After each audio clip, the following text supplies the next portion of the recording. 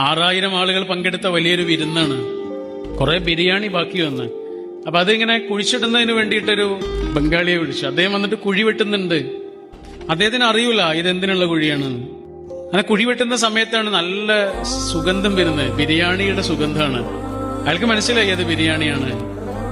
ഇതൊക്കെ ആലോചിച്ചുകൊണ്ടിരിക്കുമ്പോഴാണ് വലിയ ചെമ്പുകൾ ഇങ്ങനെ വരുന്നത്. ധാരാളം ബിരിയാണി ബാക്കിയുണ്ട്. ആ ബാക്കി വന്ന ബിരിയാണി ആ കുഴിയിലേക്ക് ഇങ്ങനെ തട്ടിയിടാൻ പറഞ്ഞു അദ്ദേഹത്തോട്. അയാൾ ആ കുഴിയിലേക്ക് തട്ടിയിട്ട് നിറഞ്ഞുപോയി. അപ്പൊ അയാളോട് ഇങ്ങനെ ചവിട്ടി താഴ്ത്താൻ പറഞ്ഞു. അയാൾക്ക് പറ്റുന്നില്ല. അയാളിങ്ങനെ വിങ്ങി പൊട്ടിയിട്ട് ഇങ്ങനെ നിൽക്കുകയാണ്. അപ്പൊ അടുത്ത് നിൽക്കുന്ന ആരോ ചോദിച്ചു, നിങ്ങളുടെ പേരെന്താ? ഗോപാൽ യാദവ്. നിങ്ങളുടെ വീട് എവിടെ? ബീഹാറിലാണ്. വീട്ടിൽ ആരൊക്കെയാ ഉള്ളത്? ഭാര്യയും മോളും. മോളെന്താ പഠിക്കുകയാണോ? അല്ല, അവള് മരിച്ചുപോയി. എങ്ങനെ? പട്ടിണി കൊണ്ട്.